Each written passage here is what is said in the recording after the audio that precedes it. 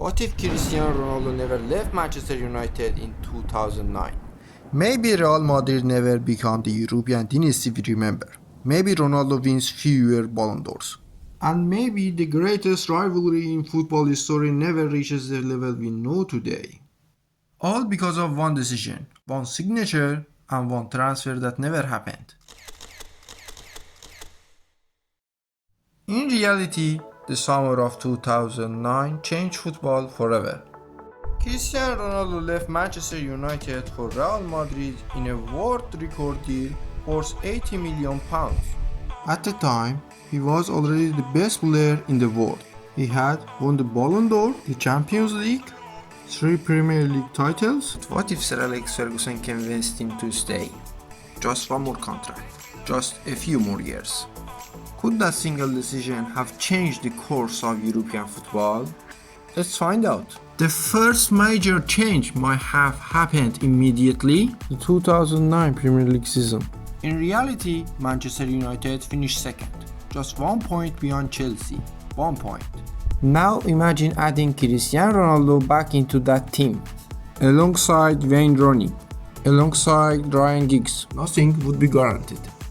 But United's change of winning the league would probably increase dramatically. Rooney scored 34 goals that season. With Ronaldo still there, United might have had one of the most dangerous attacks in Europe. But the bigger question isn't what Manchester United gains, it's what Real Madrid loses. Because in 2009, Real Madrid were not just buying a superstar. They were building an entire project around him. Kaká arrived, Benzema arrived, Xabi Alonso arrived. But Ronaldo became the center of everything. Without him, Real Madrid would almost certainly look for another superstar. Maybe Frank Ribery, maybe someone else entirely. But could that player consistently deliver 15 goals every season? That's where things become uncertain. And that uncertainty could have changed the next decade of football. Then comes 2011, the Champions League final. In reality, Pep's Barcelona beat Manchester United. Many people still consider that team one of the greatest ever assembled. But there is the interesting part. Manchester United reached that final without Ronaldo. Think about that. They were already one game away from becoming European champions. Now add Ronaldo back into the picture. Would Barcelona still win? Maybe. But suddenly the question becomes much harder to answer. Because players like Ronaldo only need one moment, one counter-attack. One mistake, one chance, and history can look completely different. But what if the biggest change wasn't the trophy at all? What if it was the rivalry that defined an entire generation? Messi versus Ronaldo. Most of that rivalry was built in Spain. El Clasico, La Liga title races, direct battles every few weeks. If Ronaldo stayed in England, those clashes almost disappear.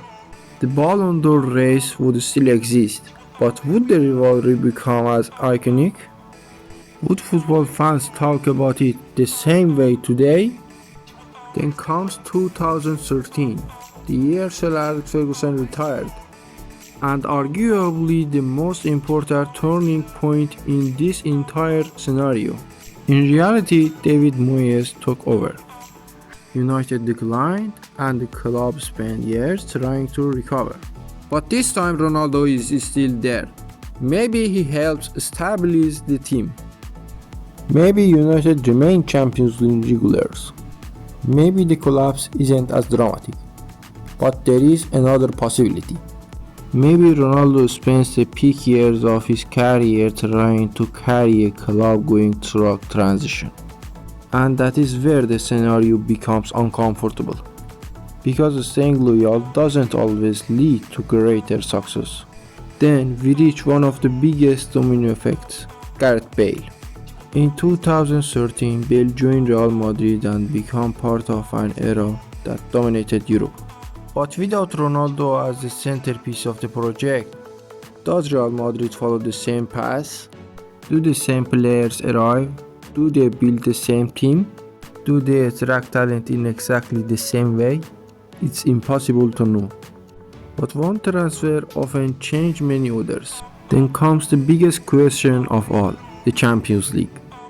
In the 2014 Champions League campaign alone, he scored 17 goals, a competition record at the time.